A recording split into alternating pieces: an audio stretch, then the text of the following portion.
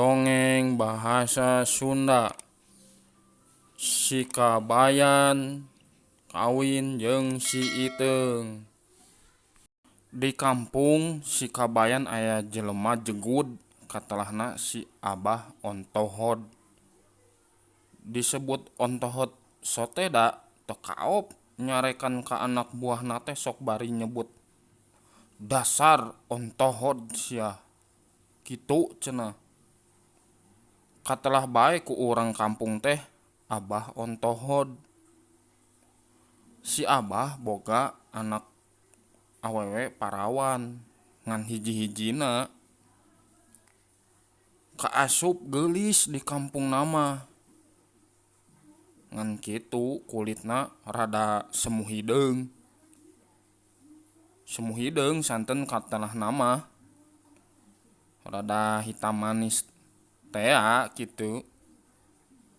Kusabab kulitna semu hideung. Anak si Abah teh sok dipanggilna si Iteung. Si Iteung teh keur meujeuhna beger. Keur resep ka lalaki. Geus waktuna kawin. Tapi si Abah embung boga minantu nu teu pararuguh. Kudu hade, loba pamake jeung loba kabisa kana sagalana. Ngan teuing kunaon si Abah teh hayang boga minantu anu irungna seukeut. Buat teuing irungna diasahan heula meureun. Nyata seukeut ngambungna. Cenah mah supaya mun ulin ka huma bisa ngambe jurig, maung, ajag jeung sasatoan. Maklum humana ge lega. Jadi bisa kabur samemeh dipanggih jeung maung. Kulantaran kitu si Abah nyieun bewara.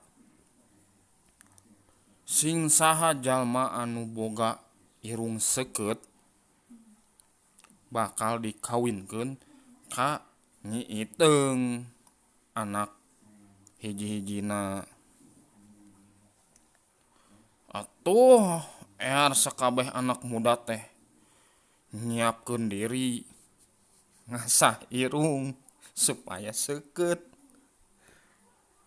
Bakating hayang meunangkeun Nyi Iteung barang ngilu sayembara mah eueuh hiji ge nu lulus tina ujan si Abah. Pan aneh. Ari si Kabayan salah saurang jajaka di kampung eta geus majalmana ngedol, pagaweana ngajentul bae nangkep tuur bari moyan di harudung sarung. Kadang-kadang ngagere ceuli ku bulu hayam. Dasar pangadulan bari peupereun deyan. Babaturana rame latihan ngasah irung. Manehna mah tara pipilueun.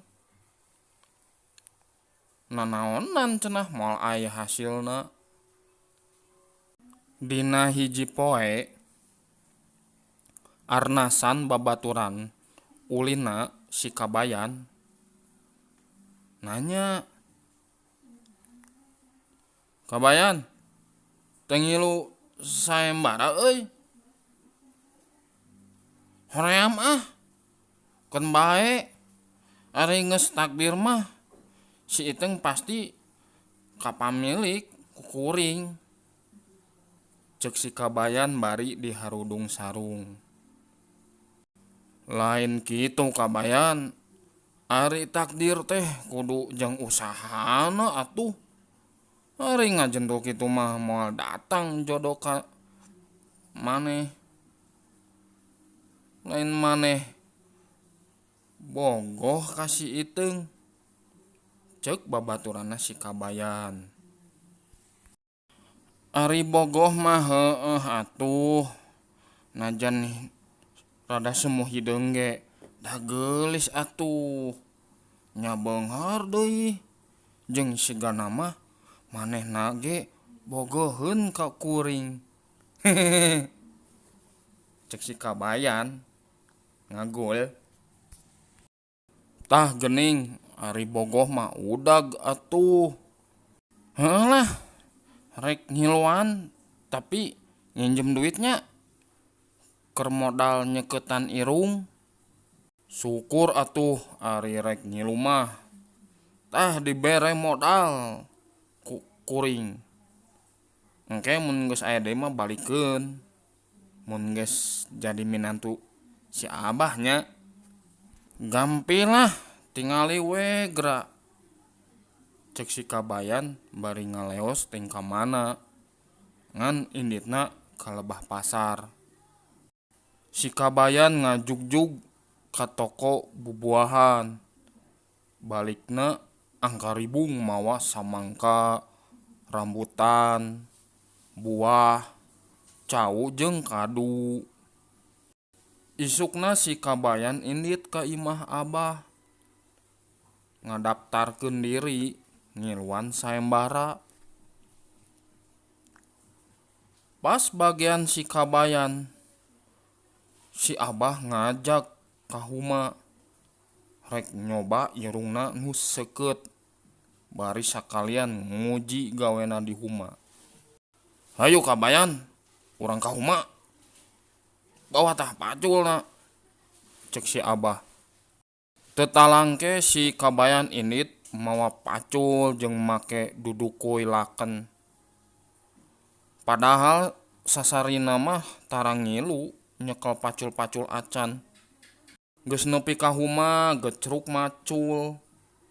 Abong jalma tara gawe karek meunang sababaraha lengkah ge geus nyeri cangkeng ku kuliatan. Kunaon kabayan? Gawe teh cengkat wae. Sanes bah. Ieu pangambung asa ngangseun naon kitunya. Si kabayan bari irungna di ingsrek-ingsrek. Si Abah curing hak. Bau naon tah kabayan? Pamit telepat mah ieu teh asa bau rambutan bah. Hayu atuh kabayan, teangan geura. Si Abah siga nu bungah. Si kabayan lempang ka lebah rungkun cau. Bari irungna ngangse. Mah, ieu ning aya rambutan. Meuni seueur. Si kabayan ngajorowok bari ngangkat leungeunna pinuh ku rambutan. Alus tah kabayan. Hayu urang dahar. Cek si Abah bari nyamperkeun. Si Abah jeung si kabayan dariuk bari ngadaharan rambutan nepi ka teu nyesa-nyesa acan. Yu kabayan teraskeun gawena. Hayu bah. Cek si kabayan bari nyumputkeun ka seunggahna. Gecruk macul deui. Nya kitu we abong jalma tara gawe. Karek meunang saeutik kulihat deui. Bah, asa aya bau deui. Bau naon deui kabayan? Asa bau kadu bah. Wah, beneran kabayan. Resep pisan kana kadu teh. Hayu atuh urang tangan. Cek si Abah bari cengkat. Seperti tadi bae si kabayan lempang bari ngangse bau kadu. Tah geuning Abah, aya kadu teh 2 siki arageung. Halus atuh kabayan euy. Urang pura ka dieu. Si Abah meuni bungah. Geus maranehna Dariuk bari bala kecerakan ngadahar kadu. Sanggeus seubeuh Jung harudang deui nuluykeun hanca gawena. Kitu we satiap cape saeutik si Kabayan sok hudang bari nyebutkeun bau bubuahan. Nepi ka buah-buah anu meunang meuli ti pasar nu ngajadi sumputkeun teh beak. Keur macul ngararasakeun nyeri cangkeng. Si Kabayan mikir, kumaha yeuh nya buah-buahan geus beak, pagawean masih loba deui. Kumaha akal yeuh? Cekna jero hatena si Kabayan. Keur anteng macul, si Kabayan hudang bangun nu kaget. Aya naon Kabayan? Aya bauan Abah. Bau naon deui Kabayan?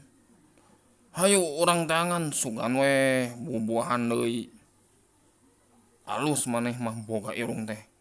Cocok lah keur mantu Abah mah. Cek si Abah bari semu bunga. Nuhun Bah, tapi ieu bauna asa aneh Bah. Sanes bubuahan. Bau naon Kabayan? Asa bau maung Abah. Cek si Kabayan bangun nu sieun. Kabur gawat Kabayan. Bisi dikerekep sia. Cek si Abah bari ti paparetot lumpat teu nolih.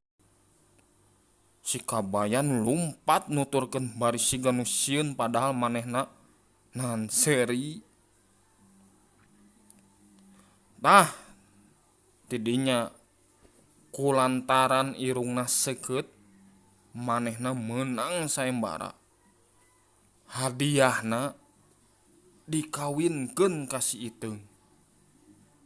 Eta asal usulna si Kabayan rimbitan jeung si Iteung.